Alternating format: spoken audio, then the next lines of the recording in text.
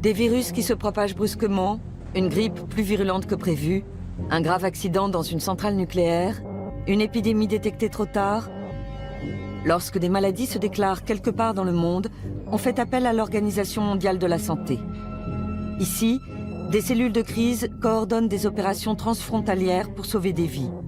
Ici, on fixe les normes des systèmes de santé. Ces succès sont incontestés. L'OMS a lancé des programmes de vaccination qui ont sauvé des millions de personnes. Elle a su éradiquer la variole et diminuer la consommation de tabac. Mais elle fait aussi l'objet de critiques.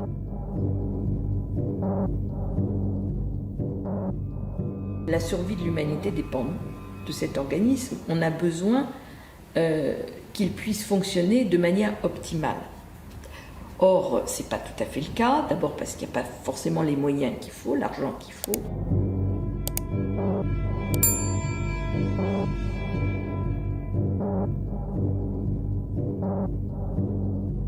On reproche à l'OMS de servir davantage les intérêts économiques que le bien de l'humanité. Des épidémies ont été mal gérées. On parle de gabegie et de manque de transparence. L'organisation dépendrait trop de donateurs privés. De plus, elle aurait passé des accords douteux avec l'industrie nucléaire.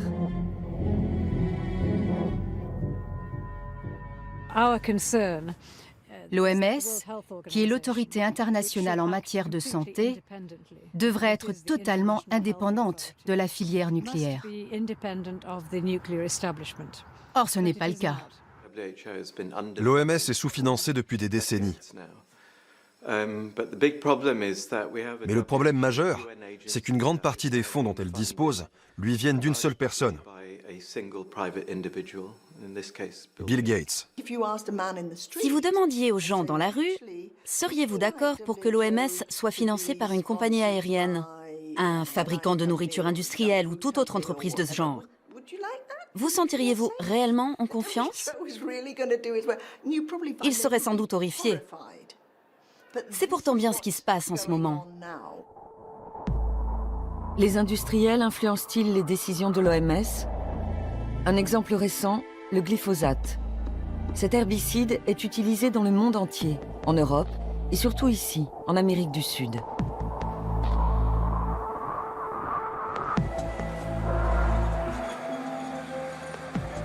Lors de sa mise sur le marché dans les années 80, l'OMS l'avait déclaré sans danger pour l'homme. La Criolla, un petit village du nord-est de l'Argentine. C'est ici que vivent Sofia, 15 ans, et son père. Durant sa grossesse, la mère de Sofia a sans doute régulièrement inhalé des substances toxiques de désherbants comme le glyphosate, pulvérisées dans les champs environnants. Selon les médecins, ce pourrait être la cause de la maladie de la jeune fille. Mais ils n'ont aucune preuve valable au regard de la justice. Sofia est née avec de graves malformations.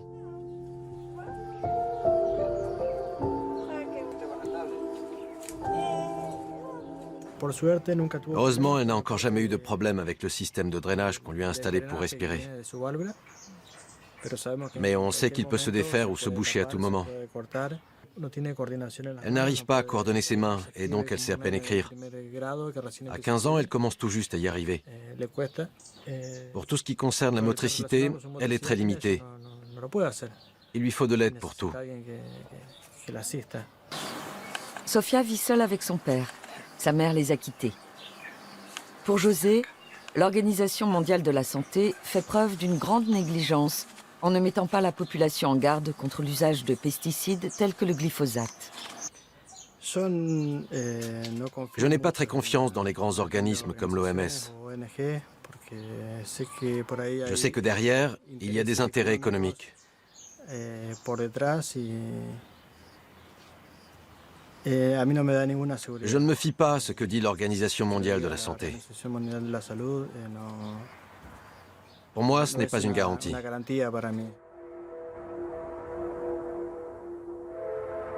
À 600 km plus au sud se trouve la ville de Mercedes. Ici, comme dans le reste du pays, on pulvérise par avion du glyphosate dans les champs. Estanislao a fait les frais de l'utilisation imprudente de ce produit dangereux. Il n'avait alors que 3 ans.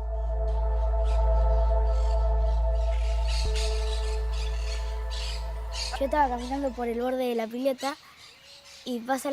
me baignais dans la piscine quand un avion est passé au-dessus de moi et m'a aspergé. Quelques mois plus tard, j'ai dû aller chez le docteur. On a fait une radio et après il a dit que je devais aller tout de suite à l'hôpital. Je ne sais plus comment ça s'appelle, mais c'était une maladie très grave. J'ai reçu du sang de mes frères et de mes oncles.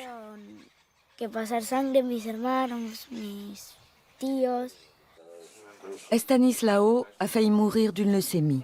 Ses parents sont convaincus que c'est une conséquence directe de son exposition trop forte au glyphosate. Mais ils ne peuvent pas le prouver. Aujourd'hui, Estanislao a l'air en bonne santé.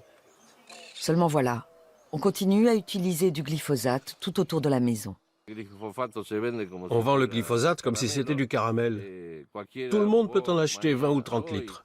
N'importe quelle entreprise agricole peut s'en procurer. Et personne ne vous demandera ce que vous voulez en faire. L'OMS pourrait informer des risques du glyphosate ou proposer des directives internationales sur son usage. Mais elle ne le fait pas. Resistencia, une ville du nord-est de l'Argentine. C'est ici que le biochimiste Horacio Lucero mène des recherches sur le sujet. Il a été l'un des premiers à démontrer le lien entre les mystérieuses maladies et l'herbicide.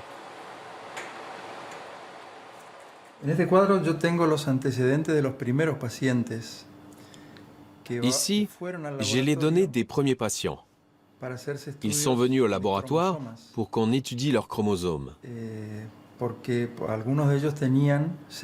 Leurs enfants présentaient des malformations congénitales. Alors ils voulaient savoir si elles étaient dues à des anomalies chromosomiques. À l'époque, j'ai constaté que ces patients étaient souvent exposés à des pesticides, et dans bien des cas, de manière directe, puisqu'ils travaillaient tous dans les champs.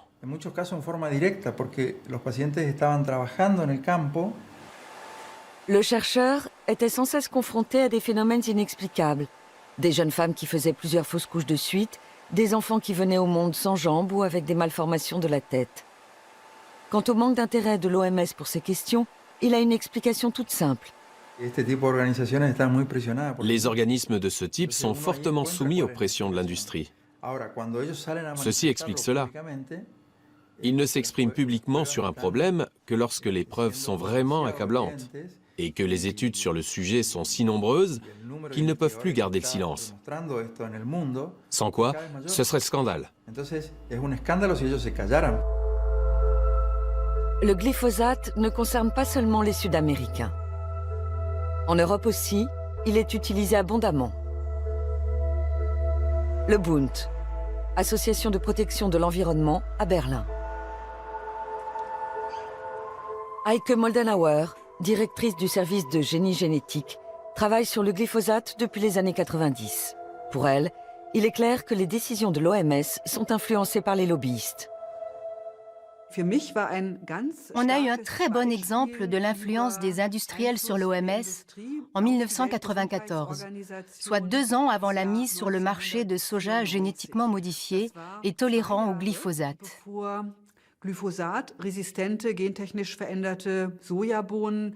La teneur maximale en résidus chimiques autorisés dans le soja a été multipliée par 200. Ça a été déterminant pour les industriels, les fabricants comme Monsanto. Parce que ça signifiait qu'on pouvait désormais pulvériser du glyphosate sans limite et commercialiser du soja avec une forte teneur en résidus.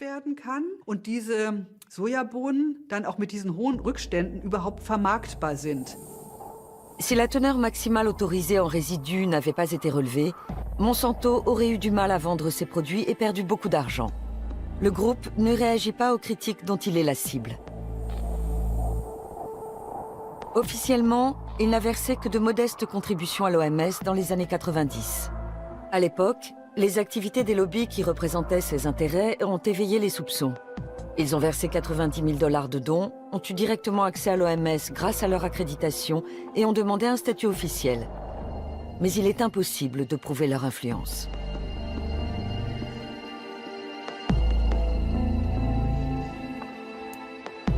Bien souvent, on ne peut que supposer la pression que certaines entreprises exercent sur les choix de l'OMS.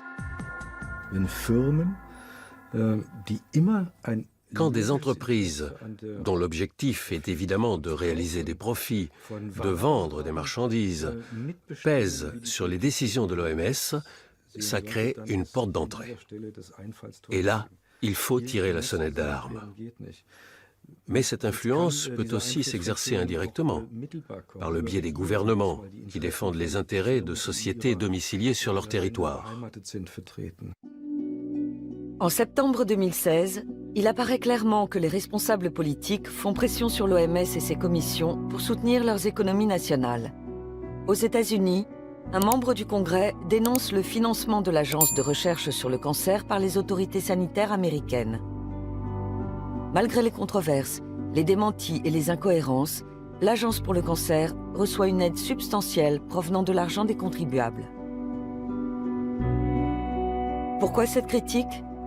Parce qu'un an plus tôt, l'Agence pour le cancer de l'OMS a classé le glyphosate comme potentiellement cancérigène. L'Organisation mondiale pour la santé est basée en Suisse, à Genève. Elle compte 194 États membres et plus de 7000 collaborateurs dans le monde.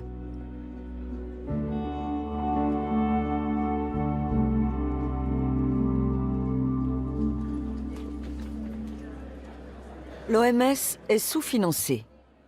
Dans les années 70, son budget était encore composé à 80% des cotisations obligatoires des États membres qu'elle pouvait utiliser comme elle le souhaitait. Les 20% restants provenaient de versements volontaires destinés à un usage précis. Aujourd'hui, c'est l'inverse. Manifestement, les pays membres ne veulent pas d'une OMS forte et ont gelé les fonds dont l'organisation peut disposer librement. Ils préfèrent verser des contributions volontaires parce qu'ils peuvent décider eux-mêmes de leur affectation. Les organisations non gouvernementales pointent du doigt ce problème depuis longtemps. Pour Jörg Schaber, spécialiste de l'industrie pharmaceutique, les dons compromettent l'indépendance de l'OMS. Ce sont des versements volontaires qui proviennent essentiellement d'États, mais aussi souvent d'institutions privées, comme la Fondation Gates, et de l'industrie pharmaceutique. Et à nos yeux, c'est très problématique, parce que les États, les fondations et surtout les groupes pharmaceutiques ont leur propre agenda. Ils suivent leurs propres objectifs. Ils influencent, voire manipulent les choix de l'Organisation mondiale de la santé.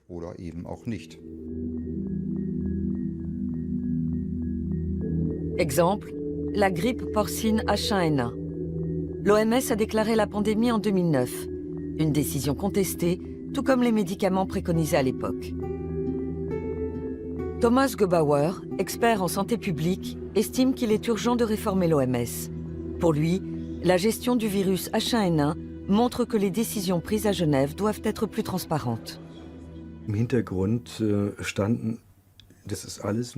En coulisses, comme on a pu le prouver par la suite, certaines personnes ont pesé sur cette décision, fait entendre leur voix, et c'étaient des salariés d'entreprises privées. On peut donc légitimement se demander si des groupes d'intérêt ne sont pas intervenus. Voilà pourquoi l'Organisation mondiale de la santé est elle-même convaincue qu'elle doit trouver le moyen d'écarter ces groupes d'intérêt. Selon l'OMS, une campagne d'information indépendante a été mise en place après la grippe H1N1. L'organisation n'a peut-être pas communiqué de manière optimale, mais elle n'a pas commis d'erreur sur le fond. Et depuis, elle tâche bel et bien d'être plus transparente. Malgré tout, pour de nombreux observateurs, ce n'est pas suffisant. Durant l'épidémie de grippe H1N1, les laboratoires pharmaceutiques ont gagné des milliards d'euros. Et ils en profitent encore aujourd'hui. L'oseltamivir, connu sous la marque Tamiflu, est l'un des médicaments qui ont été recommandés à l'époque. Il figure toujours sur la liste des médicaments essentiels de l'OMS. Le fabricant Roche affirme, données à l'appui, que s'il est pris à temps, le Tamiflu est un remède efficace pour le traitement et la prévention de la grippe. Pourtant, beaucoup d'experts le jugent sans effet.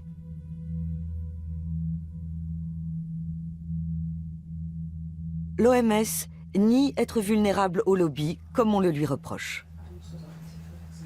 Le problème tient davantage aux attentes élevées à notre égard qu'à des fautes graves que nous aurions pu commettre.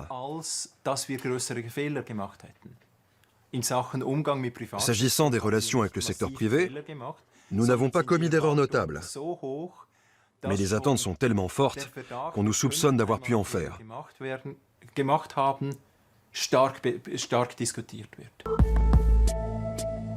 En matière de glyphosate, les attentes vis-à-vis de l'OMS n'ont rien d'excessif.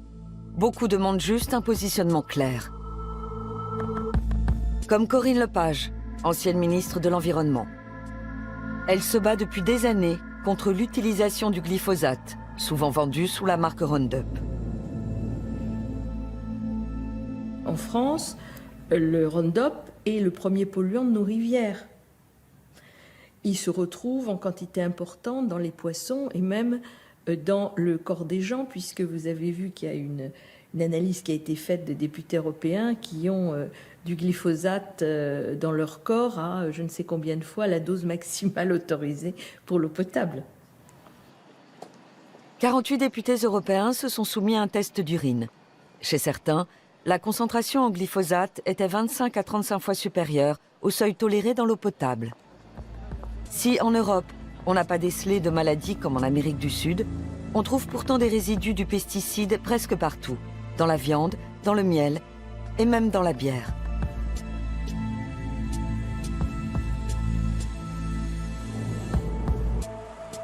Berlin, siège du BfR, l'Institut fédéral allemand d'évaluation des risques. En 2014, cet organisme scientifique a examiné une nouvelle fois le glyphosate pour le compte de l'OMS. Conclusion, s'il est correctement utilisé, l'herbicide ne présente pas de risque de cancer. Mais ce résultat se base presque uniquement sur les études des fabricants. On n'a pas étudié les effets à long terme du glyphosate sur les personnes. Simplement, à l'aide d'expériences menées sur des animaux, on a examiné l'impact de fortes doses sur une courte période. Mais comment les personnes entrent-elles vraiment en contact avec le produit? Sont-elles exposées à de faibles quantités sur une longue période, voire toute la vie? Il n'y a pas d'études sur ces questions. Donc pour moi, c'est bien léger de la part du BfR de dire qu'il n'y a pas de problème, sous prétexte qu'on ne dépasse pas les valeurs autorisées.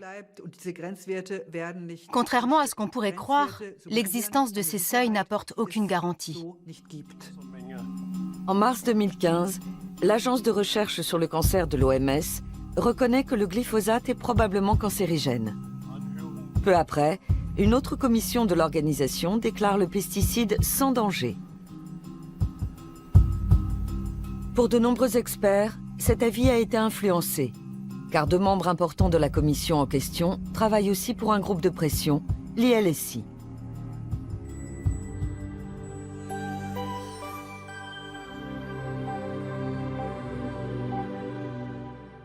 Quelques jours après la publication de l'avis, le journal anglais The Guardian révèle que l'ILSI a reçu plus d'1 million de dollars de Monsanto et d'un lobby. L'OMS dément avoir subi des pressions. On ne souhaite pas nous en dire plus sur le glyphosate. D'une manière générale, on ne pense pas que le secteur privé impose trop fortement ses intérêts. Nous ne pouvons pas faire n'importe quoi avec n'importe qui. Nous ne l'avons jamais fait et nous ne le ferons jamais. Mais nous ne pouvons pas non plus nous isoler totalement. Il faut rester pragmatique et trouver le moyen de bien nous protéger tout en étant efficace. Malheureusement, il arrive souvent que certains acteurs cherchent à nous pousser vers un extrême ou un autre. Mais même si l'OMS parvient à se protéger de l'influence des donateurs, le problème du sous-financement subsiste. La crise d'Ebola a montré quelles pouvaient en être les conséquences. En 2014, un virus mortel se propage en Afrique de l'Ouest. Les gens meurent en masse de graves hémorragies internes, de fièvre et de déshydratation.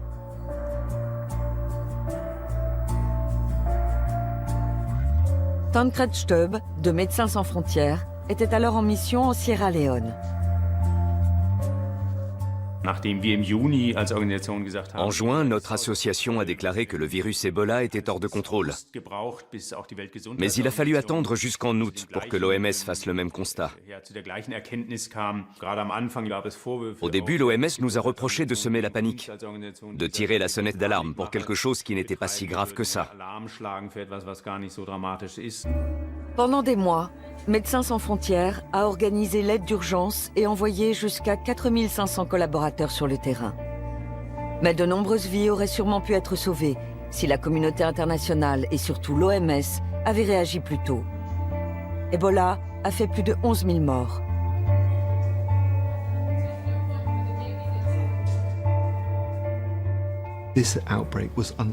Cette flambée ne sera probablement pas une épidémie majeure.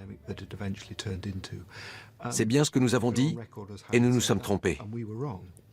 Le plus important maintenant est de voir où et pourquoi et de prendre les mesures nécessaires pour corriger les failles. Mais je voudrais ajouter une chose. À l'OMS, nous avons analysé ce qui s'était passé avec Ebola et nous avons reconnu avoir fait des erreurs. L'essentiel dans l'élaboration d'un nouveau plan d'urgence, c'est que nous ayons appris de ces erreurs et que nous sachions ce que nous pouvons améliorer. Beaucoup d'associations humanitaires critiquent le mauvais fonctionnement des structures de l'OMS. Pendant longtemps, les représentants nationaux de l'organisation en Afrique ont minimisé la crise, par crainte de mettre en péril l'économie de la région. Par ailleurs, le budget du service en charge d'Ebola a été réduit de moitié avant le début de l'épidémie. La grande leçon que tout le monde a tirée d'Ebola, c'est que l'OMS doit pouvoir intervenir plus rapidement. C'est un point central dans la mise en place du nouveau plan d'urgence. Nous devons être beaucoup plus réactifs et opérationnels. Ce qui est différent des tâches habituelles que l'OMS accomplit en général de manière irréprochable, à savoir l'élaboration de normes et de réglementations. Seulement voilà, tout cela a un prix. Depuis des années, la directrice générale Margaret Chan réclame une réforme et une hausse des contributions fixes des États membres. Après la catastrophe d'Ebola, le budget du service de crise a été augmenté. Mais cela soulage à peine les tensions financières. L'attitude de l'industrie pharmaceutique pose également problème.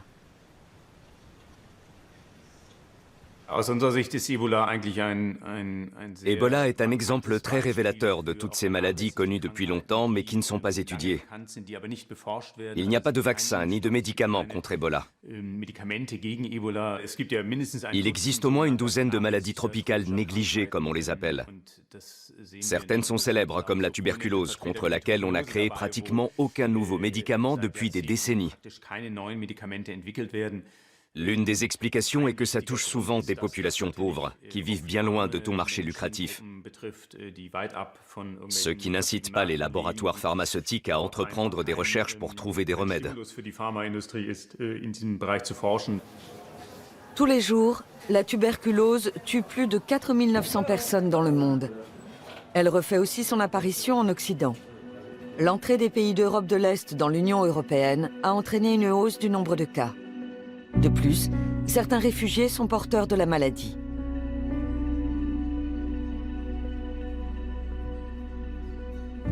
Hôpital de Borstel, dans le Schleswig-Holstein. Aujourd'hui, le professeur Christoph Lange soigne un patient africain. La tuberculose est une maladie de pauvres qui sévit surtout là où les conditions d'hygiène sont mauvaises.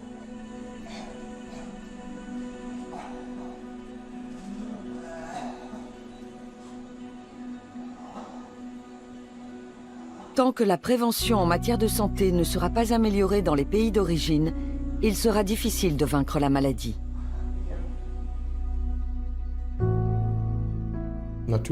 Bien sûr, nous souhaiterions éradiquer la tuberculose.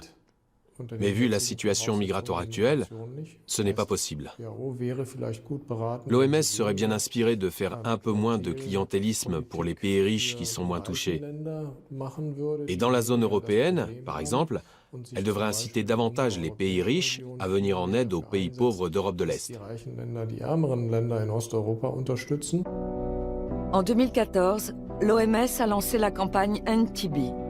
L'un des objectifs est d'éradiquer la tuberculose dans les pays riches, qui sont les moins touchés. Selon certains experts, comme Christophe Lange, c'est une mauvaise idée. L'organisation devrait plutôt se concentrer sur les pays pauvres, où le problème est autrement plus grave.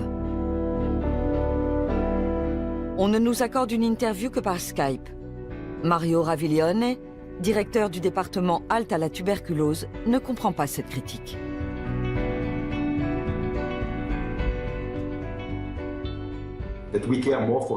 C'est complètement absurde de dire qu'on se préoccupe plus de l'Europe que de l'Afrique.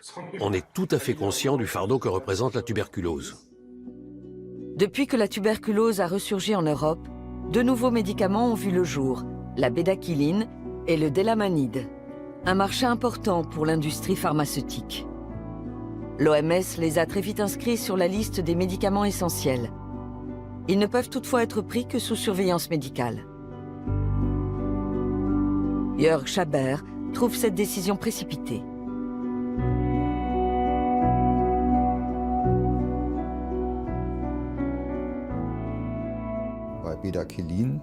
L'étude qui a été réalisée pour autoriser la bédaquiline a conduit à la conclusion suivante. Dans le groupe qui a pris le médicament, un plus grand nombre de patients a été débarrassé de la tuberculose. Mais il y a eu plus de morts que chez les personnes qui ne l'ont pas pris.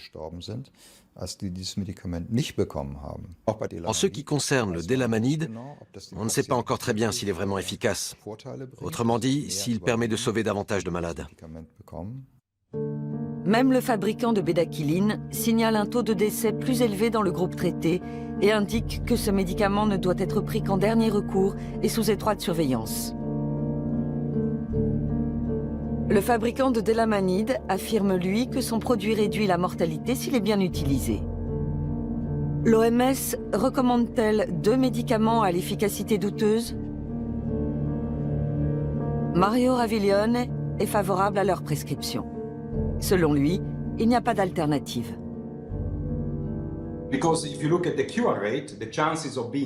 Après 6 mois de traitement, les chances de guérison sont nettement plus élevées.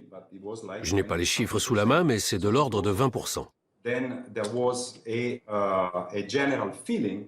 Vu l'urgence sanitaire liée à la tuberculose multirésistante, il nous a paru important d'introduire ces nouveaux médicaments, sous certaines conditions.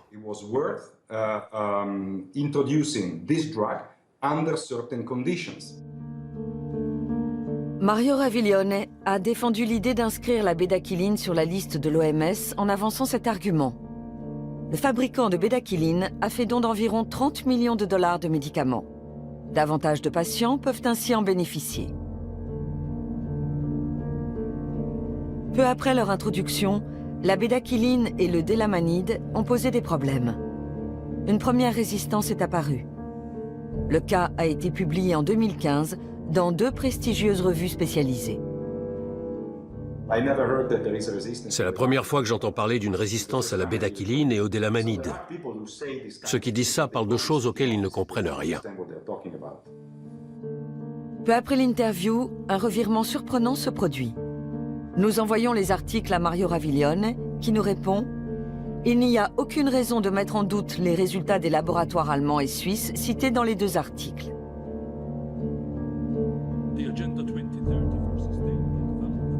Il n'existe pas d'autre remède contre la tuberculose résistante. Mais est-il possible de prendre une décision autonome quand un groupe pharmaceutique donne pour 30 millions de dollars de médicaments et qu'ensuite, la fondation de ce même groupe fait des dons en nature d'une valeur de 10 millions de dollars? Tant que l'OMS dépendra des donations, des contributions volontaires d'entreprises privées, et en particulier de groupes pharmaceutiques, il lui sera difficile de prendre des positions claires et d'agir fermement. Or, c'est absolument indispensable, parce que de nombreuses maladies dans le monde peuvent être évitées. Il serait donc primordial qu'elle soit une structure indépendante. L'université Queen Mary de Londres. C'est dans ces lieux que David McCoy effectue des recherches. En tant que médecin, il a notamment travaillé 15 ans en Afrique du Sud et est considéré comme un expert du système de santé publique. Ces dernières années, nous avons vu que l'OMS était de moins en moins contrôlée par l'Assemblée mondiale de la santé et les gouvernements qui en sont pourtant responsables. Et de plus en plus asservie à une poignée de donateurs privés, dont la Fondation Gates. Depuis l'an 2000, Bill Gates et sa femme œuvrent au sein de l'une des plus grandes institutions privées pour le bien commun. La Bill and Melinda Gates Foundation, qui a versé plus de 2 milliards de dollars à l'OMS depuis la fin des années 90. La fondation s'engage dans le monde entier pour le traitement et l'éradication de maladies. Elle investit dans des soins médicaux et lutte contre la malnutrition des enfants. L'une de ses priorités est d'éliminer la polio en fournissant vaccins et médicaments au plus grand nombre de personnes possible.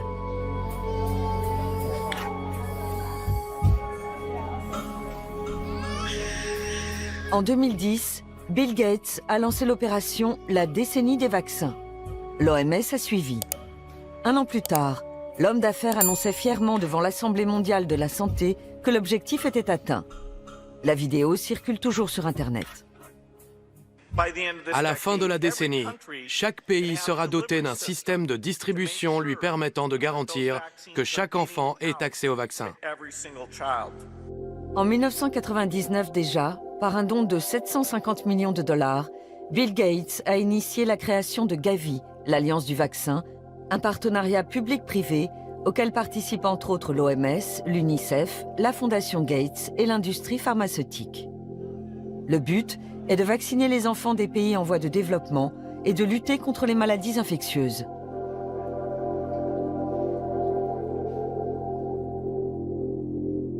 Après les États-Unis, la Fondation Gates et la Grande-Bretagne, Gavi est au 4e rang parmi les donateurs de l'OMS. La Fondation Gates a versé 4 milliards de dollars à l'Alliance et par là même à l'OMS. 2 patrons de grands groupes pharmaceutiques siègent au conseil d'administration de Gavi.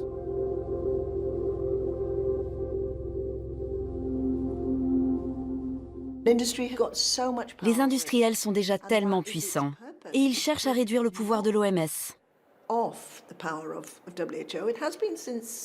C'est comme ça depuis toujours. Ils veulent être là quand l'OMS prend les décisions. Leur objectif ultime est d'être considérés comme des partenaires. Gavi, comme l'OMS, réfute l'idée que les industriels imposent trop leurs intérêts. Les 2 organisations affirment prendre leurs décisions en toute transparence et en toute indépendance. Abuja, été 2016. Au Congrès international sur la polio, on veut adopter de nouvelles stratégies pour le Nigeria. En 1988, l'OMS a mis en place un programme en vue d'éradiquer cette maladie.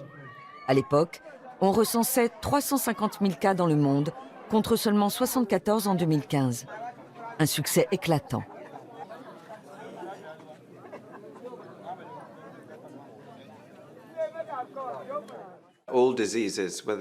Toutes les maladies, qu'il s'agisse du paludisme, de la polio, de la rougeole ou du sida, appellent une solution médicale, une approche technique ou technologique pour les combattre ou prévenir leur apparition.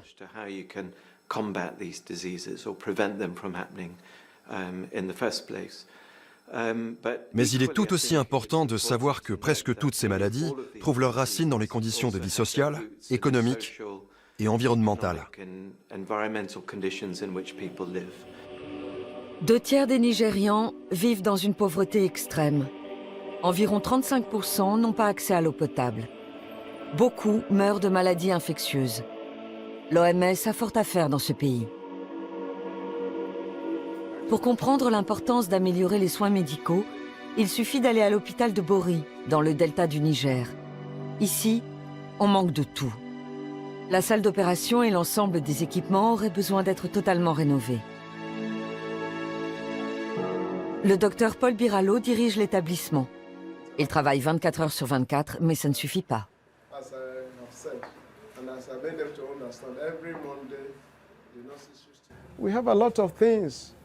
Nous enregistrons beaucoup de décès. C'est directement lié à la pauvreté et à la dévastation de l'environnement. Nous sommes confrontés à des maladies de peau et à des troubles gastro-intestinaux qui se manifestent sous toutes les formes. Et puis, il y a le problème de la malnutrition. La plupart des enfants meurent de faim parce que leurs parents sont dans la misère. Au centre de soins de l'OMS de la capitale Abuja, on vaccine des enfants tous les jours. L'organisation s'est engagée à poursuivre plusieurs objectifs à long terme. Mais pour le moment, elle consacre plus d'argent aux campagnes d'éradication de la polio qu'à la construction d'infrastructures médicales. Il faut dire que la Fondation Gates affecte plus de la moitié de ses fonds à la lutte contre la polio, ce qui se répercute sur les priorités de l'OMS.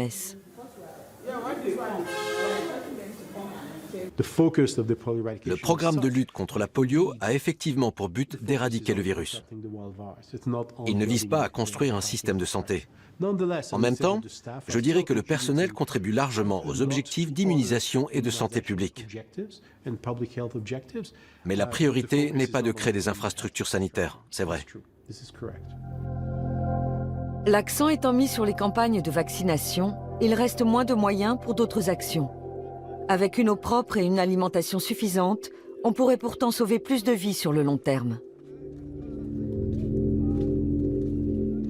Les Gates se veulent ouverts et larges d'esprit. Mais ils sont fermés aux critiques des journalistes. Pendant des mois, nous essayons d'obtenir une interview. Après de nombreuses demandes, leurs collaborateurs nous proposent un échange par Skype. Ils savent qu'on leur reproche de trop se concentrer sur les campagnes de vaccination.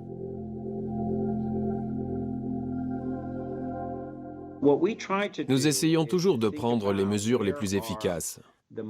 Et je pense que sur ce point, les campagnes de vaccination sont imbattables. En général, on vaccine un enfant plusieurs fois, après quoi, dans la plupart des cas, il est protégé toute la vie. Les vaccins sont très bon marché par rapport au coût qu'occasionne une maladie. En termes de rentabilité, ils sont tout simplement irremplaçables. Bien sûr, il reste encore beaucoup de chantiers. Et même si nous sommes une grande fondation, nous ne pouvons pas tout faire. Nous investissons dans de nombreux domaines, en particulier dans la santé, mais aussi dans le développement agricole, la microfinance, l'approvisionnement en eau et l'hygiène. Mais ces mesures ne semblent pas porter leurs fruits. Chaque jour dans le monde, plus de 2000 enfants meurent de diarrhée, bien souvent dû à un manque d'hygiène. Selon les détracteurs, on se focalise trop sur quelques maladies contre lesquelles il existe des médicaments ou des vaccins.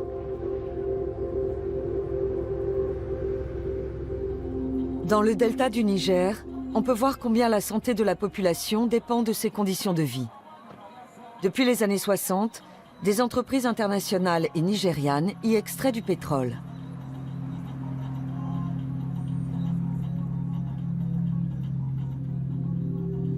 Brûler des rejets de gaz inexploitables a des conséquences dramatiques. Les pluies de pétrole toxique rendent de nombreux habitants malades et détruisent leurs récoltes. En 2011, le Programme environnemental des Nations Unies a établi que seule une vaste opération de nettoyage pourrait redonner vie à la région.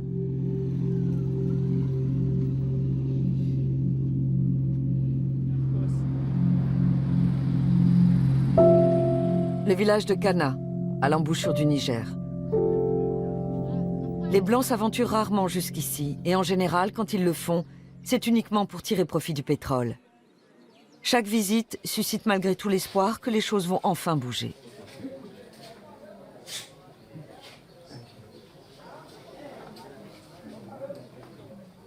Nous n'avons rien. Nous souffrons. Le pétrole pollue l'eau. Et quand on la boit, on tombe malade.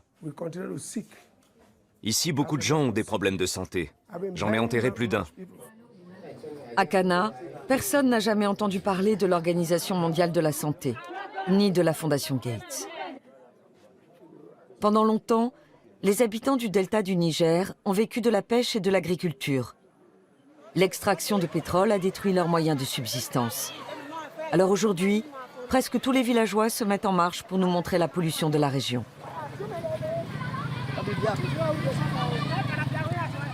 Precious Malou était lui-même pêcheur. À présent, il est le porte-parole du village.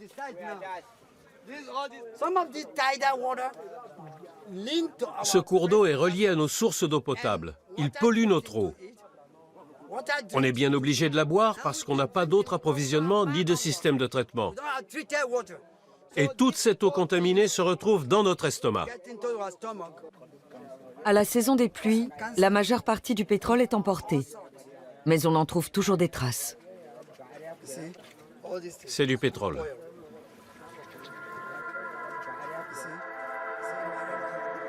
Rui Miguel Vaz est le représentant du Nigeria à l'OMS. Les problèmes sanitaires causés par le pétrole dans le delta du Niger dépassent son champ d'action. Pour lui, c'est du ressort du gouvernement nigérian.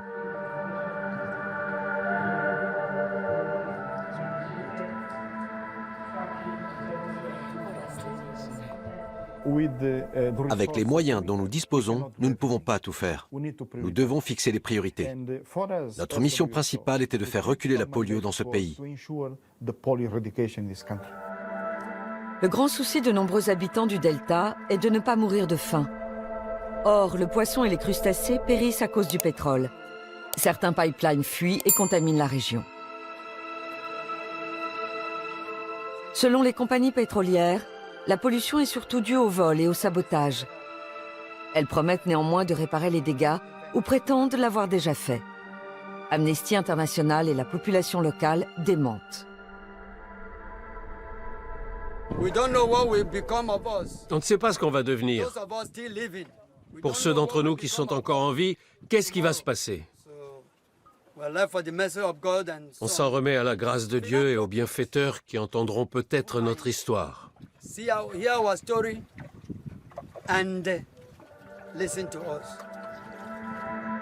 La Fondation Gates pourrait être un de ses bienfaiteurs, mais elle a d'autres priorités. Les habitants de Cana ne reçoivent quasiment aucune aide.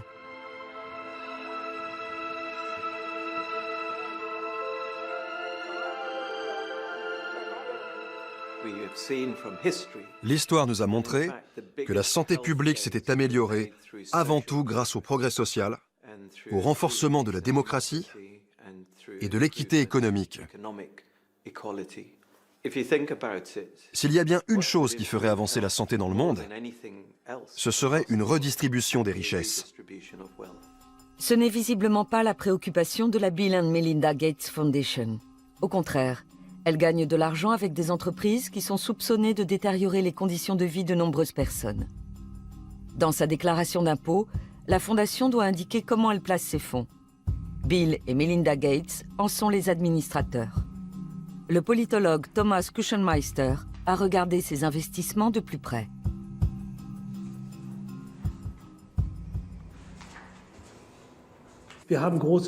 On trouve de grands groupes qui génèrent des émissions de CO2, de gros producteurs de pétrole, comme BP ou Shell. Toutes ces entreprises font l'objet de critiques à différents niveaux. Shell est l'une des entreprises accusées d'avoir détruit le delta du Niger. Après un accord extrajudiciaire, le groupe a versé 70 millions d'euros de dommages et intérêts. Il a déjà perdu un procès et s'est pourvu en appel. À présent, on renégocie. Si la Fondation Gates se fixait des directives durables, elle n'investirait pas dans ce type d'entreprise. Mais apparemment, elle ne s'intéresse qu'au profit, et pas à l'environnement, ni aux hommes. À Genève, on est conscient que les activités de certains donateurs sont en contradiction flagrante avec les directives de l'OMS. Mais on se veut pragmatique. Pragmatique signifie que nous traitons avec une multitude d'acteurs, mais pas avec tous. En l'occurrence, pas avec l'industrie du tabac ou de l'armement. Nous n'acceptons pas non plus d'argent de l'industrie de l'alcool. Par un solide travail de recherche et un ensemble de mesures, nous tentons d'empêcher que d'éventuels conflits d'intérêts puissent conduire à une prise d'influence non justifiée. Certes, l'OMS n'accepte pas directement d'argent de l'industrie de l'alcool ou de l'armement, mais elle en reçoit de manière indirecte. La fondation investit aussi dans l'industrie de l'alcool, par exemple dans les sociétés Anheuser-Busch et Heineken. Et ces placements servent à financer l'OMS, qui reçoit donc de l'argent d'entreprises dont elle déconseille les produits. C'est une contradiction manifeste. Nous avons trouvé toute une série d'entreprises problématiques dans le portefeuille de la Fondation Gates. Il y a un très grand nombre de fabricants d'armes, pratiquement le who's who de l'industrie mondiale de l'armement. Le Gates Foundation Trust détient des actions chez Airbus. Sur son site web, le constructeur européen fait de la publicité pour des avions de chasse. Il est impliqué dans la fabrication d'armes atomiques par le biais d'une filiale. La fondation a aussi investi dans Boeing.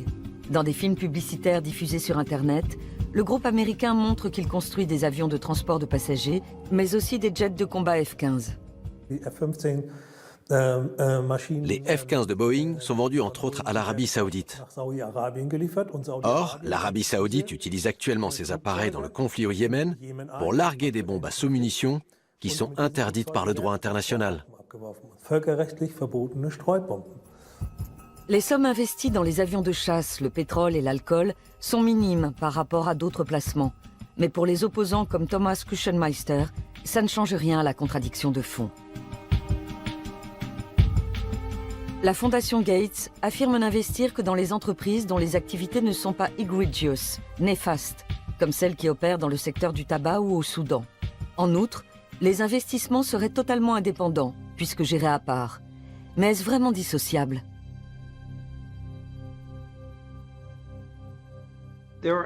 Il existe deux entités distinctes.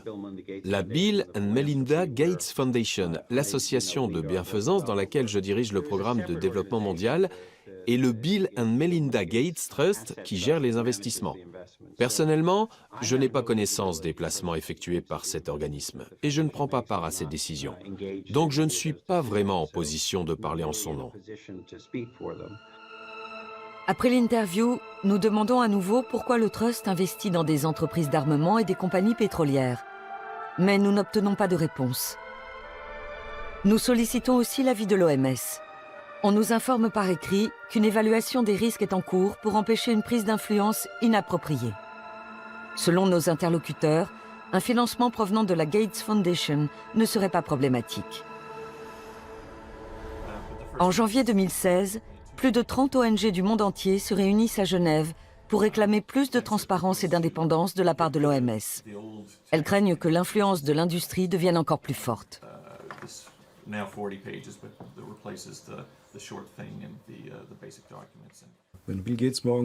Si demain Bill Gates décidait de soutenir plutôt l'éducation ou la protection de l'environnement, qui sont aussi de bonnes causes, l'OMS s'effondrerait. Le pouvoir de décision est dans les mains d'une seule personne. C'est digne d'une structure féodale. En tant que société démocratique, nous devons prendre la mesure des processus que nous avons laissés apparaître. Tariq Djazarevich est porte-parole de l'OMS. Il ne voit pas de problème à ce que la Fondation Gates donne beaucoup d'argent à l'organisation. De même, il récuse la thèse selon laquelle du personnel de l'OMS figurerait sur la liste des salariés de la Fondation. Je ne pense pas que nous ayons un seul collaborateur qui soit payé par une fondation. À partir d'un certain niveau de responsabilité, tous les employés doivent faire une déclaration de conflit d'intérêts. KM Gopakumar a des preuves qui contredisent les déclarations du porte-parole. Il a découvert récemment un échange de mails internes dont il ressort qu'un haut responsable de l'OMS est payé directement par la Fondation Gates.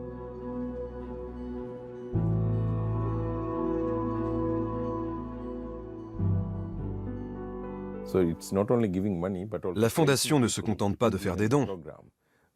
Elle place également ses hommes. C'est très préoccupant. Ça peut signifier que l'OMS est dirigée par ses donateurs, non seulement parce qu'elle reçoit de l'argent de leur part, mais aussi parce qu'elle engage leurs collaborateurs et les laisse gérer le programme. Une fois encore, nous demandons par écrit à l'OMS quelle est sa position. Le porte-parole relativise ses propos. Durant l'interview, il n'était pas préparé à cette question et de toute façon, des dizaines de collaborateurs sont mis à disposition par les ONG, les institutions universitaires et les fondations.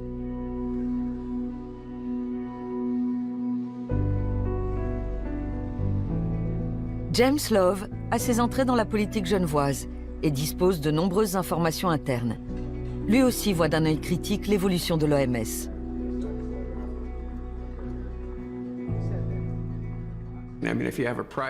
Si une institution privée donne plus d'argent que l'Allemagne, que l'Angleterre ou que les États-Unis, on peut s'attendre à ce qu'elle exerce une certaine pression.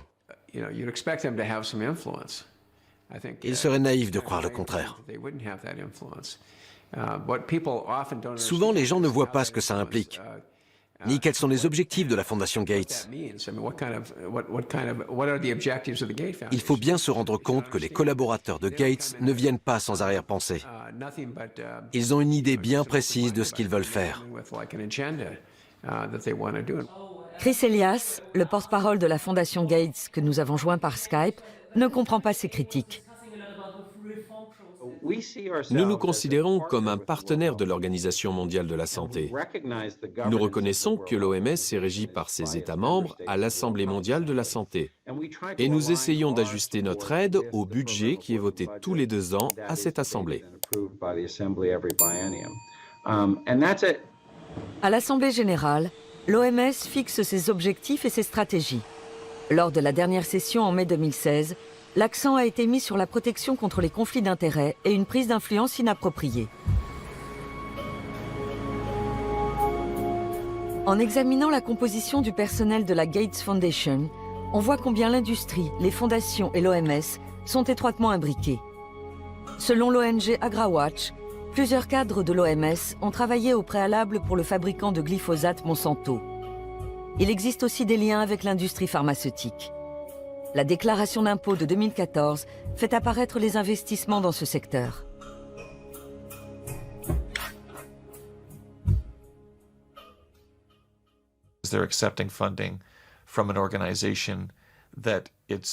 L'OMS accepte de l'argent d'une fondation dont les finances dépendent du succès de l'industrie agroalimentaire et pharmaceutique. Cette fondation a donc un intérêt financier à dissuader l'OMS d'adopter des réglementations qui pourraient nuire à la filière agroalimentaire. Et pour la même raison, elle l'incite à faire la promotion de produits pharmaceutiques. L'OMS est régulièrement la cible de ce genre de reproches. On dénonce l'influence du secteur privé, mais aussi de certains États membres.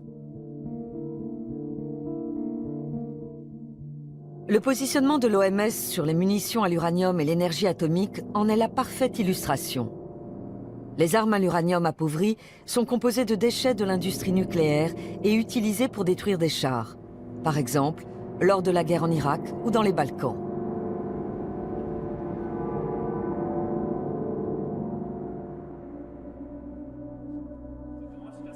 Alex Rosen, porte-parole de l'Association internationale des médecins pour la prévention de la guerre nucléaire, a étudié les risques liés à ces armes. L'uranium est un métal lourd et donc toxique. Il est nocif pour tout le corps et surtout pour les reins. Il peut aussi provoquer des cancers ou des malformations du fœtus pendant la grossesse. Les chars abandonnés représentent un danger particulièrement important. Le contact avec les particules radioactives peut causer des cancers, notamment des lymphomes et des leucémies. En Irak, de plus en plus d'enfants viennent au monde avec des malformations. Les scientifiques y voient un lien avec les munitions à l'uranium appauvri.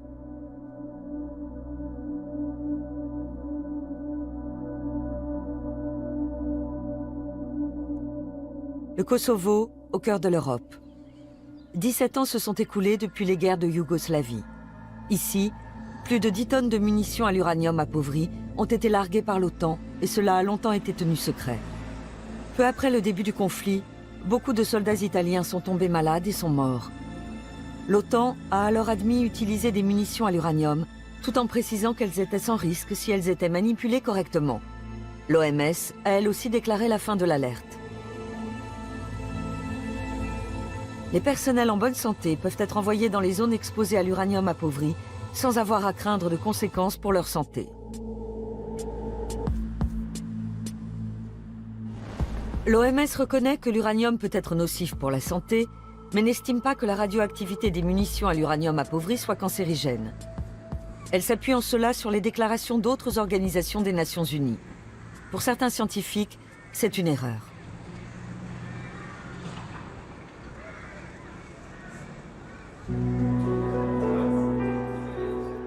Kees Beverstock est de cela. Nous le rencontrons à Berlin lors d'un congrès sur les dangers du nucléaire. Pendant plus de 10 ans, il a dirigé le programme de radioprotection de l'OMS. Aujourd'hui, il informe sur les risques de la radioactivité. Il est convaincu que le contact avec l'uranium appauvri peut avoir des répercussions sur le patrimoine génétique. Personne ne s'était demandé si ça pouvait être génotoxique, c'est-à-dire endommager l'ADN, et donc provoquer des cancers, des malformations à la naissance ou autres problèmes.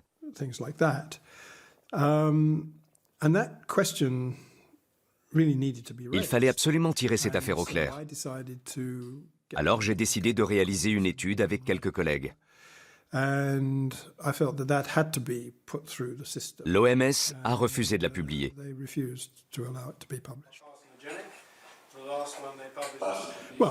Ça ne m'a pas fait plaisir, mais je ne pouvais vraiment rien faire. Dans son étude, Kees Beverstock a démontré l'effet cancérigène des armes à l'uranium appauvri. L'OMS ne reconnaît toujours pas les résultats de ses recherches.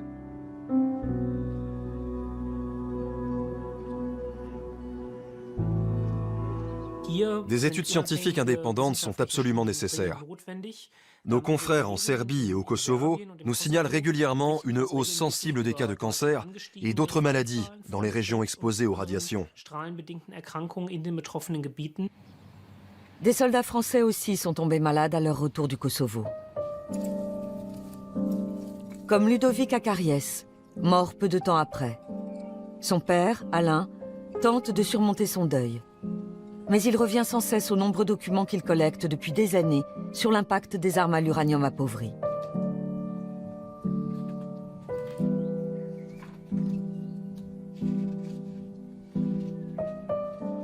On ne parlait pas d'uranium appauvri à l'époque.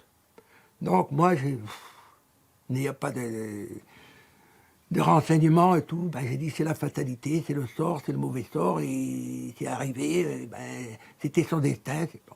Mais seulement en 99 et en 2000, les télévisions, les journaux parlaient de l'uranium appauvri dans le Golfe. Et ça a cheminé dans ma tête. Et c'est comme ça que petit à petit, j'ai recherché tous les documents qui pouvaient expliquer éventuellement le décès de mon fils. Ludovic a été envoyé dans les Balkans par l'armée française. Son père a découvert que le camion qu'il conduisait avait été utilisé en Irak peu de temps avant. Il pense que là-bas, le véhicule a subi une contamination radioactive qui serait à l'origine de la maladie de son fils. Mais il ne peut pas le prouver. Le ministère de la Défense exclut que Ludovic ait été touché par des radiations. De retour en France, les médecins lui diagnostiquent un cancer. Ils ont provoqué un coma artificiel. Ils l'ont plongé dans le coma pour commencer la chimiothérapie tout de suite. Sinon, il risquait de mourir étouffé. Donc, là, il a été dans le coma 1 mois. Première chimio, etc., tout. Jusqu'à ce que ça aille un peu mieux. Mais il pesait 35 kilos, 35 à 38 kilos, pour 1m70. C'était une vision d'horreur.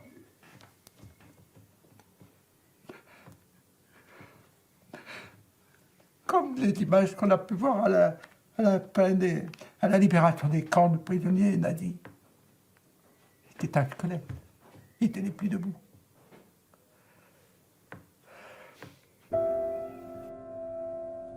Ludovic meurt à 27 ans.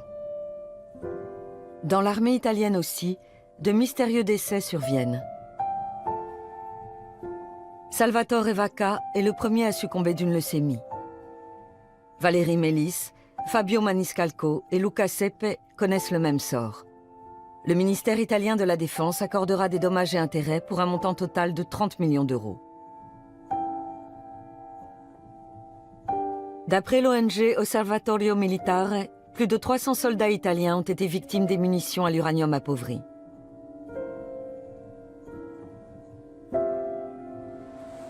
Des troupes allemandes étaient également stationnées dans les Balkans. Officiellement, aucun soldat allemand n'a subi de dommages du fait d'armes à l'uranium. Alain attaque l'OTAN en justice. Il a abandonné l'espoir d'une prise de position de l'OMS. L'OMS, plus ou moins, je dirais en otage, parce que l'OMS n'est pas libre de dire... Les responsables de l'OMS qui le déclarent, on les vire.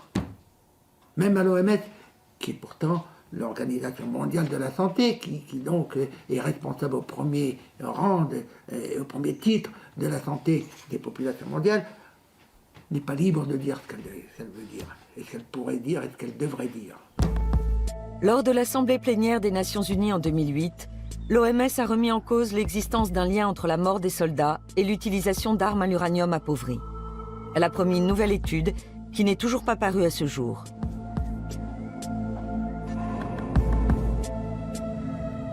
Nebojša Sribliak dirige le service de cardiologie à l'hôpital de Mitrovica. Il travaillait déjà ici avant la guerre.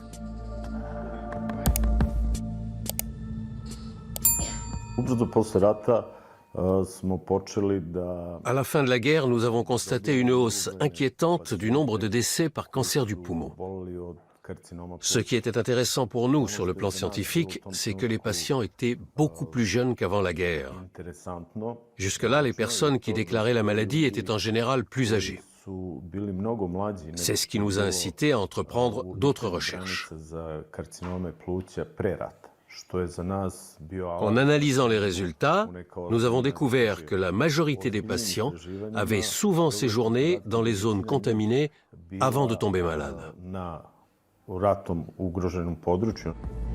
Le médecin a relevé un doublement du nombre de cancers depuis 1990 dans la région de Mitrovica.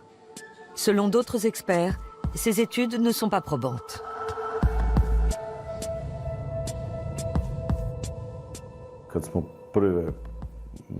Lorsque nous avons publié la première étude, nous étions en contact avec l'OMS.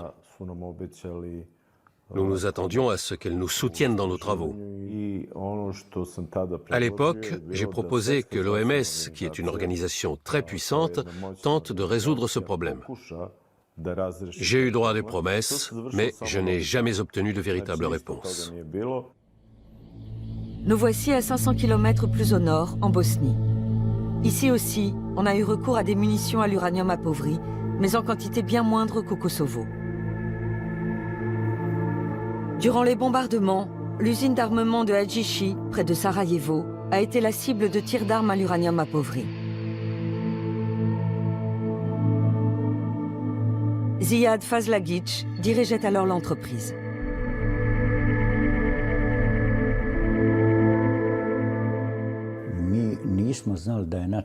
Nous ne savions pas que l'OTAN avait utilisé de l'uranium appauvri lors de ses attaques.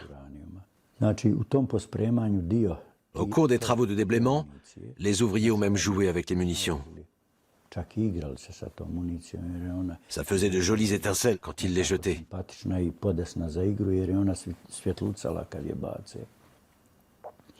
Par la suite, certains sont tombés gravement malades et ils sont morts peu de temps après, principalement de cancer du poumon. Officiellement, le site est considéré comme décontaminé. Mais des témoins rapportent qu'il n'a été nettoyé que superficiellement. Là où l'on a décelé de la radioactivité, on a simplement déversé du béton jusqu'à ce que les radiations ne soient plus détectables. Beaucoup de projectiles sont restés dans le sol. Le vrai problème, à mon avis, c'est l'eau. Est-ce que l'uranium s'est infiltré sous terre et a atteint la nappe phréatique? Est-ce qu'il contamine l'herbe dont se nourrit le bétail? Ici, la peur est permanente. On se demande constamment si on est contaminé. L'impact des munitions à l'uranium enfouies dans le sol fait débat. On se demande entre autres si elles contaminent réellement la chaîne alimentaire.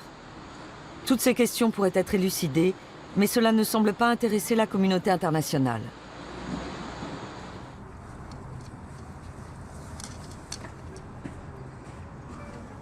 Nous avons rendez-vous au bureau de l'OMS à Sarajevo. On ne souhaite pas s'exprimer sur les conséquences sanitaires des armes à l'uranium appauvri et on renvoie la balle dans le camp des dirigeants nationaux.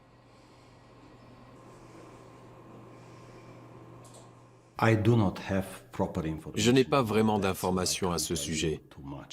Je ne peux donc pas vous dire grand-chose, si ce n'est que le gouvernement prend le problème très au sérieux et qu'avec l'aide de la communauté internationale, il met tout en œuvre pour décontaminer la région. Bien sûr, les zones interdites d'accès constituent une menace pour la population et tous les ans, on déplore des victimes. Mais pour ce qui est de l'uranium, là vous m'en demandez trop.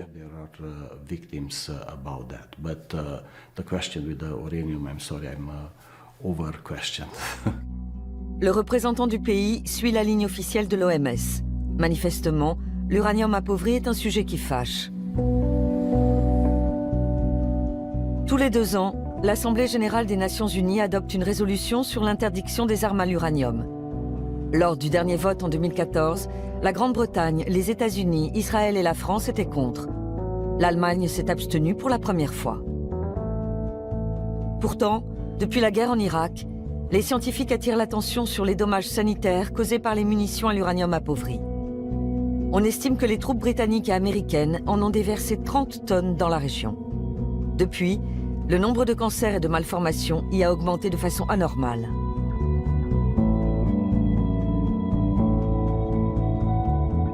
Le gouvernement allemand est très divisé sur la question. Il dit toujours qu'il n'utilise pas de munitions à l'uranium et que donc le problème ne se pose pas.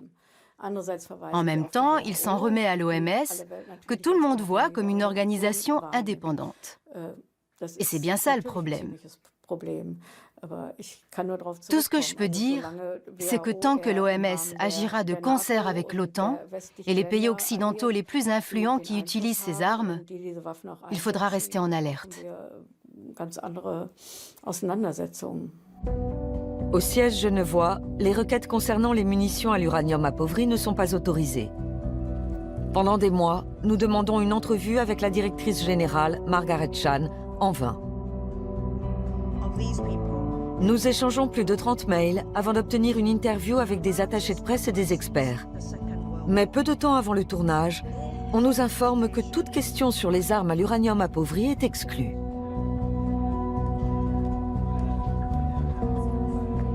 Même quand nous demandons quel est le budget pour l'étude de l'impact sanitaire de la radioactivité, le porte-parole Gregory Hartel ne répond pas.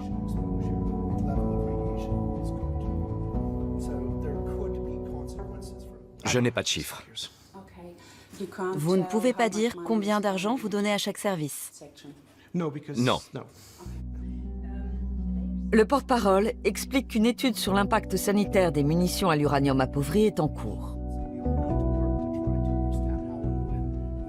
Je ne connais pas les détails. Il s'intéresse plus aux différents types de radiation qu'aux différents lieux. Mais je ne peux pas vous dire exactement.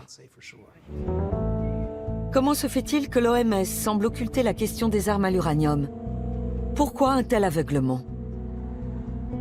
L'inertie de l'OMS s'explique en partie par sa dépendance à l'égard de ses États membres. Le jour où une majorité de ces États aura la volonté politique de changer la situation, et je pense notamment aux plus grands donateurs, c'est-à-dire pour la plupart des pays qui produisent eux-mêmes de l'énergie nucléaire, alors les choses commenceront à bouger. La majorité des États membres riches a fait le choix du nucléaire et a donc intérêt à minimiser les effets de la radioactivité. En outre, un accord passé entre l'OMS et l'Agence internationale de l'énergie atomique, l'AIEA, est pointé du doigt.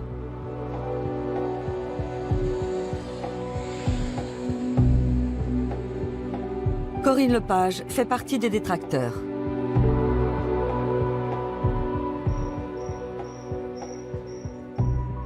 C'est une convention qui interdit à l'Organisation mondiale de la santé de parler ou de s'intéresser aux effets potentiels du nucléaire, qu'il soit civil ou militaire, sans avoir obtenu le feu vert préalable de l'AIEA.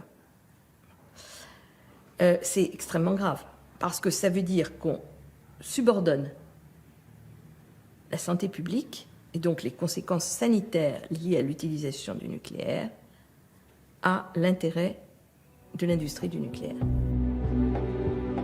La convention a été conclue en 1959.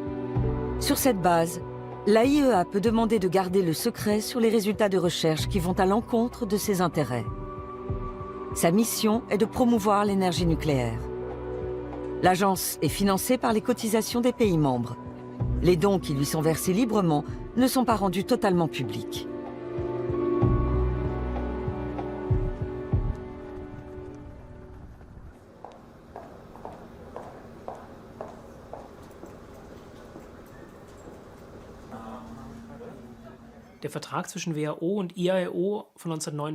L'accord passé en 1959 entre l'AIEA et l'OMS est un accord tout à fait classique, comme il en existe entre toutes les organisations des Nations Unies.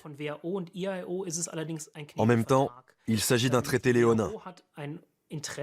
L'OMS a intérêt à mener des études indépendantes sur l'impact sanitaire de produits industriels toxiques. Or, l'AIEA a inscrit dans son préambule qu'elle souhaitait promouvoir le nucléaire dans le monde. Il s'agit clairement d'un conflit d'intérêts, car le nucléaire est une industrie nocive pour la santé, et cet accord empêche l'OMS de réaliser des études indépendantes. L'OMS ne voit là aucune contradiction.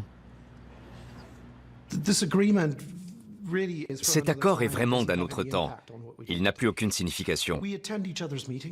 Nous assistons aux réunions importantes des uns et des autres. Par exemple, l'AIEA cherche à rendre les centrales nucléaires plus sûres. Et de toute évidence, plus elles sont sûres, moins elles sont susceptibles de menacer la santé publique. Donc c'est intéressant pour nous. En revanche, nous évaluons seuls les conséquences sanitaires des radiations. En 2011 déjà, les Verts allemands ont appelé leur gouvernement à exiger de l'Assemblée de l'OMS qu'elle mette fin à la convention avec l'AIEA. La demande a été rejetée, au motif qu'il existe déjà de nombreux accords de ce type. Mais pour Sylvia Kottinghull, députée au Bundestag, cette convention n'est pas le seul problème.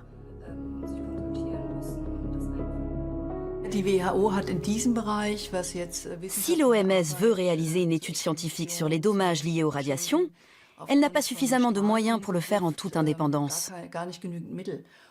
Il y a deux mesures à prendre. 1. Annuler cet accord au niveau international. Et 2. Donner à l'OMS les ressources nécessaires pour qu'elle puisse effectuer son travail. En avril 2016, Sylvia Kottinghull a demandé une nouvelle fois au gouvernement allemand de s'engager pour l'indépendance de l'OMS et a transmis sa requête à la Commission sur l'environnement. Ce sera un succès s'ils acceptent de traiter certains points. En Allemagne, la sortie du nucléaire fait aujourd'hui consensus. Mais au niveau international, Berlin se tient en retrait sur ce sujet. En France, les initiatives pour une sortie du nucléaire n'emportent pas l'adhésion générale. La population soutient la politique énergétique du gouvernement. Il faut comprendre qu'en France, le pouvoir nucléaire est le pouvoir tout court. Et c'est pas demain matin, avec les difficultés que le nucléaire rencontre aujourd'hui, qu'ils vont accepter de mettre sur la table la question de la santé publique. Peut-être qu'un Vert pourrait prendre cette initiative au Parlement français, et encore j'en suis pas sûre, mais ça a zéro chance d'aboutir. La discussion avec la Commission sur l'environnement a duré une demi-heure. La requête des Verts sur les liens suspects entre l'OMS et l'AIEA a été déboutée.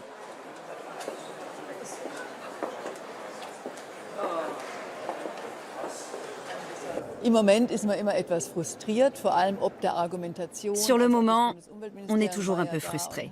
Le ministère de l'Environnement a rejeté notre demande en arguant que l'accord entre l'OMS et l'AIEA était bon et juste. Je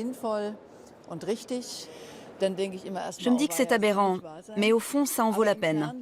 Je repense toujours au dossier sur la sortie du nucléaire. Ça a commencé exactement de la même façon.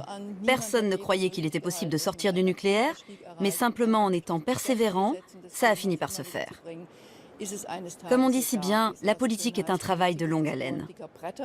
On se remet au travail et tôt ou tard, on y arrive. Le 26 avril 1986, l'inconcevable se produit à Tchernobyl, en Ukraine. Dans une centrale nucléaire, Le cœur d'un réacteur entre en fusion et un nuage de poussière radioactive se répand sur toute l'Europe. 30 ans ont passé depuis la catastrophe. Et pourtant, l'homme et la nature en subissent toujours les conséquences. À l'époque, Anatoly Kolyadin habitait avec sa famille à Pripyat, à seulement 4 km du réacteur. Aujourd'hui, il fait visiter le site aux touristes et leur raconte comment tout cela est arrivé. Il retourne régulièrement dans son ancien appartement. Anatoly travaillait dans le réacteur, y compris le jour de l'accident. Il ne savait pas à quel point c'était dangereux.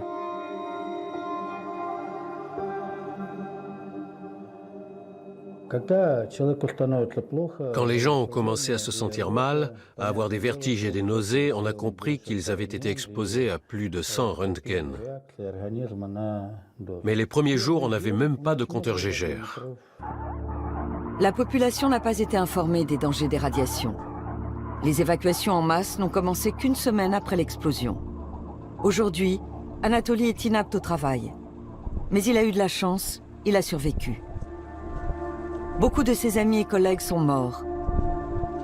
Il y a toutefois de vives polémiques sur le nombre de victimes et les méthodes de comptage.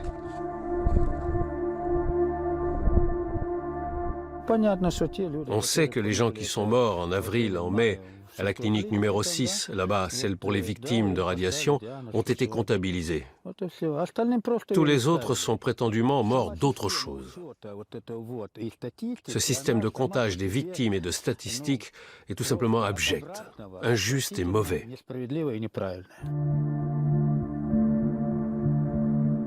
Les affirmations d'Anatoly sont confirmées par de nombreux scientifiques. On sait aujourd'hui que le gouvernement de l'ex-Union soviétique a manipulé les chiffres.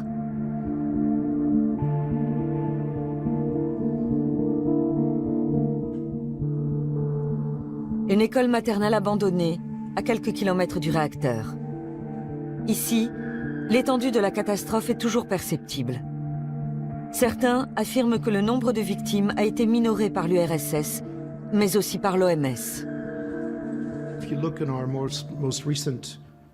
D'après nos dernières informations, plus de 11 000 personnes sont atteintes d'un cancer de la thyroïde. Mais nous ne sommes pas vraiment sûrs que ces 11 000 cas ont tous un lien avec Tchernobyl.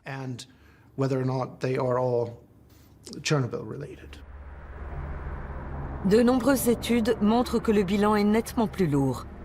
Ainsi, le rapport Torch, commandé par les Verts européens, indique que Tchernobyl a causé jusqu'à 60 000 décès par cancer de plus.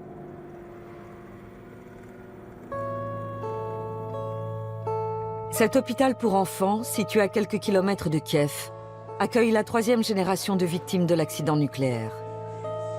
Des enfants qui n'étaient même pas nés à l'époque. La plupart souffrent de cancer de la thyroïde. Olga Boyarskaya dirige l'hôpital. Elle se sent souvent seule. L'Ukraine est en guerre et la plupart des gens ne veulent plus entendre parler des victimes de Tchernobyl. Ils ont d'autres soucis. Olga les comprend. Elle estime que l'OMS a minimisé les répercussions de la catastrophe.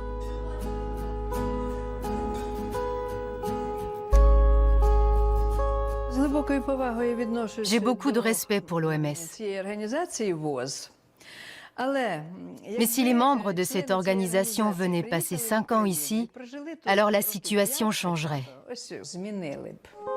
Natalia Borovic veut faire examiner sa fille Alina. Elle-même avait 8 ans lorsque le réacteur a explosé. Elle n'a quitté la région que 5 ans après l'accident.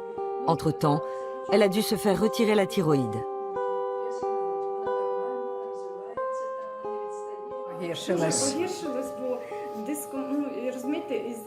On n'arrive pas à soigner mes yeux. Les traitements sont inefficaces. Mon œil ne tient pas en place. J'ai constamment l'impression que tout le monde me regarde, me montre du doigt. Ça me mine, tout le temps. À mon mariage, ça avait déjà empiré. On a pris des photos et tourné des vidéos, mais je n'ai pas pu me regarder. Je me mettais à pleurer, car je sais qu'en fait, si je suis comme ça, c'est parce que je ne suis pas en bonne santé.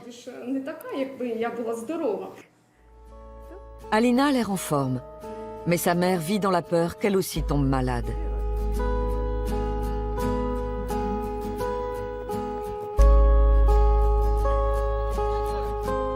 30 ans après le désastre, beaucoup de denrées alimentaires sont toujours irradiées dans les environs de Tchernobyl. En Ukraine et en Biélorussie, 5 millions de personnes vivent sur un sol contaminé.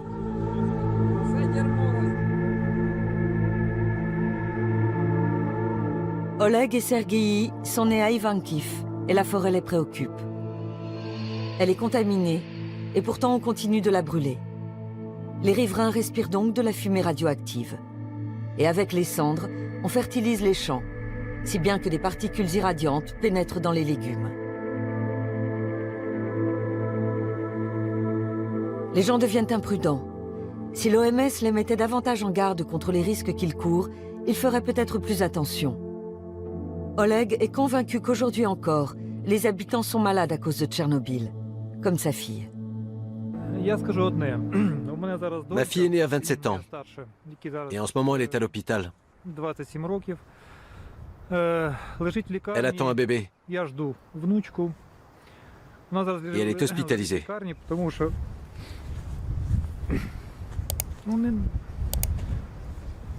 Parce qu'elle risque de le perdre.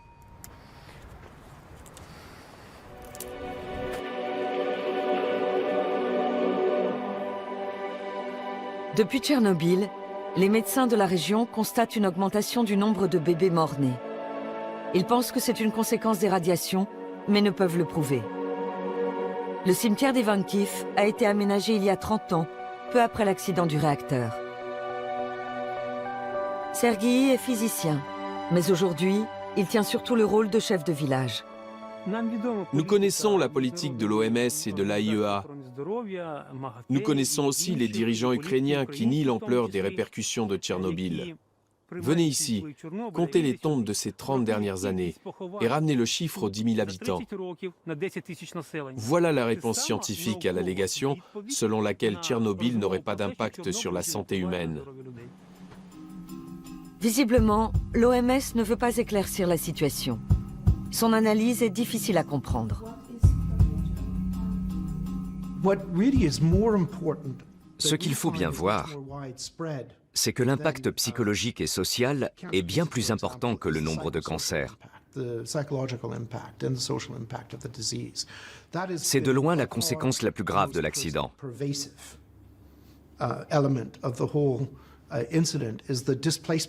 Les gens ont été déplacés et ils ont souffert des changements sociaux et économiques liés à la catastrophe parce qu'ils ont dû partir de chez eux et que leur vie a été détruite économiquement.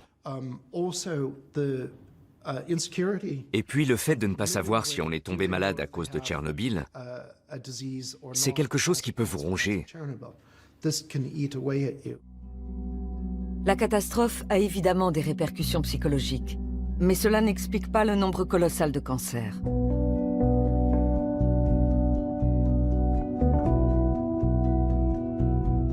Genève. Une fois encore, des membres de l'ONG Independent WHO manifestent devant l'entrée principale de l'OMS. La sociologue Alison Katz a travaillé 18 ans pour l'organisation genevoise. En 2017, ça fera 10 ans qu'on manifeste ici, tous les jours ouvrés, de 8h à 18h. Alison Katz en est persuadée. On ne peut pas croire aux déclarations de l'OMS sur Fukushima et Tchernobyl.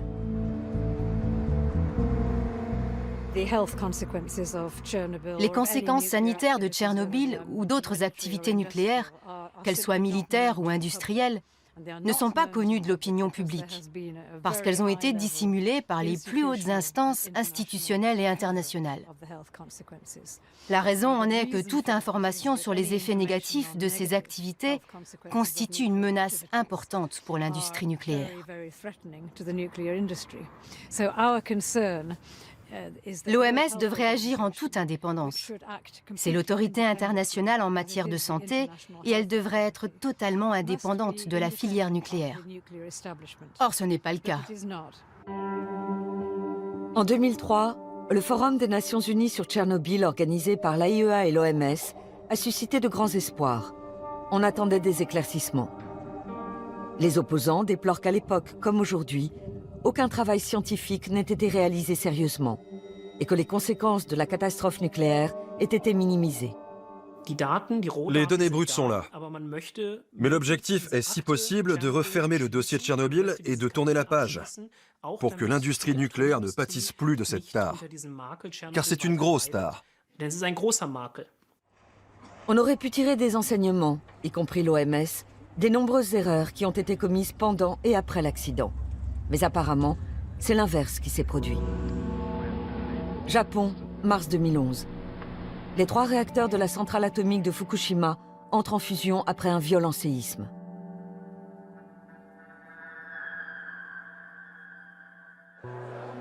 Keith Beverstock se préparait depuis des années à une telle catastrophe. Fort des expériences de Tchernobyl, le scientifique avait prévu des mesures d'urgence et des plans d'évacuation. En vain.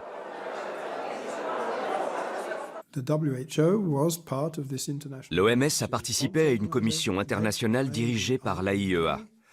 Mais ça n'a pas fonctionné. Tout simplement. Le lundi, heure européenne, l'AIEA n'était même pas encore sur place alors que l'accident s'était produit le vendredi matin, heure japonaise. L'OMS n'était pas là non plus. Bref, on a perdu 4 jours. Ça aurait changé bien des choses si on avait appliqué le plan d'urgence si soigneusement répété. Le plan élaboré avec Keith Beverstock prévoyait d'abord d'effectuer des mesures indépendantes de la radioactivité. L'AIEA affirme en avoir été empêchée par le gouvernement japonais. Or, ces mesures auraient permis de bien évaluer les risques pour la population et l'ampleur de la catastrophe.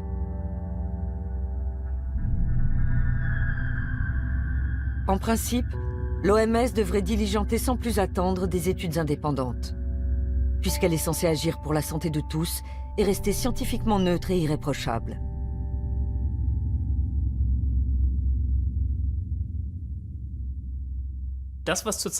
Actuellement, au Japon, on laisse à l'industrie nucléaire le soin d'examiner les conséquences de la catastrophe de Fukushima. C'est un peu comme si on demandait à Philip Morris d'étudier les effets du tabac sur la santé. Il n'est pas possible qu'on s'en remette à l'expertise du lobby nucléaire pour déterminer l'impact sanitaire d'un accident comme celui qui s'est produit au Japon ou en ex-Union soviétique. Non seulement l'OMS s'appuie sur les informations fournies par l'AIEA, mais de nombreux membres du personnel font partie des 2 organismes. Ainsi, l'Association internationale des médecins pour la prévention de la guerre nucléaire a découvert que 7 salariés de l'AIEA avaient contribué au rapport de l'OMS sur Fukushima. Lequel conclut, en dehors des zones les plus touchées, on ne prévoit pas de hausse du taux de cancer, juste une légère augmentation des maladies thyroïdiennes. Selon des experts indépendants, ce rapport édulcore la réalité.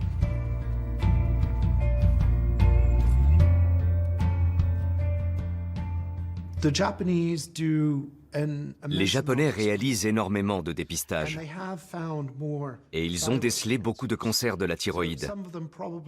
Certains sont sans doute une conséquence de Fukushima, mais on en a trouvé une partie simplement parce qu'on a cherché. Quand on cherche, on trouve. Donc si on a décelé bien plus de cancers, c'est parce que même les personnes qui ne sont pas touchées et qui ne vivent pas dans la zone à risque de Fukushima sont dépistées. Tout le monde est dépisté. On trouve comme ça beaucoup de kystes ou de tumeurs bénignes qu'on n'aurait pas trouvées autrement. Bref, c'est une très bonne chose pour la population qu'on procède à ces dépistages. Les dépistages jouent bel et bien un rôle. Mais pour les experts, ça n'explique pas la forte hausse du nombre de maladies. Fukushima montre que face à un accident nucléaire, l'OMS n'agit pas de manière autonome. En cas de nouvelle catastrophe, elle sera sans doute encore tributaire du gouvernement concerné et de l'AIEA.